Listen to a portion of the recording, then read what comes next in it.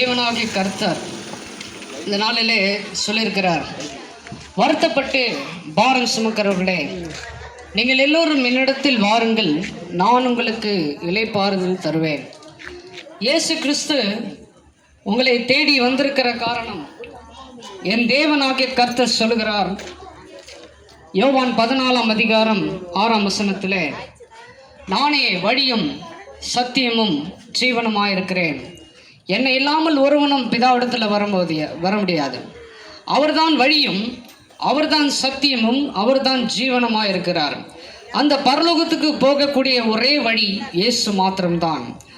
அதான் வேத வசனம் சொல்லுகிறது. யோவான் எழுதின சுவிசேஷம் 8ஆம் அதிகாரம் 36ஆம் வசனத்திலே, குமாரன் உங்களை விடுதலை ஆக்கினால் மெய்யாகவே விடுதலை ஆவீர்கள். இயேசு கிறிஸ்துவனுடைய ரத்தம் சகல பாவங்களை நீக்கி நம்மை சுத்திகரிக்கும்.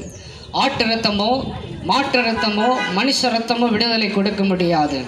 ஆனால் கல்வாரி சிலுவையிலே இயேசு சிந்தின ரத்தம்தான் நம்முடைய பாவங்கள் எல்லாம் மன்னித்து அவர் நித்திய ஜீவனை கொடுக்க இந்த நாளில் அவர் சித்தமுள்ளவராக இருக்கிறார். இன்னைக்கு உங்களை தேடி வந்திருக்கிறது காரணம் என்று சொன்னால், ஒருவேளை உங்கள் வாழ்க்கையில் வியாதி இருக்கலாம், ஒருவேளை கஷ்டங்கள் இருக்கலாம், கண்ணீர் இருக்கலாம். ஆனால் இயேசு உங்கள் கண்ணீரை மாற்றுவார், உங்கள் கவலைகளை மாற்றுவார்.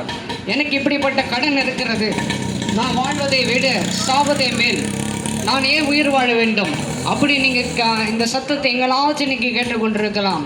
ஆனால் இயேசு இந்த இடத்துல உங்கள் இல்லத்தில் ஆண்டவர் தேடி வந்திருக்கிறார்.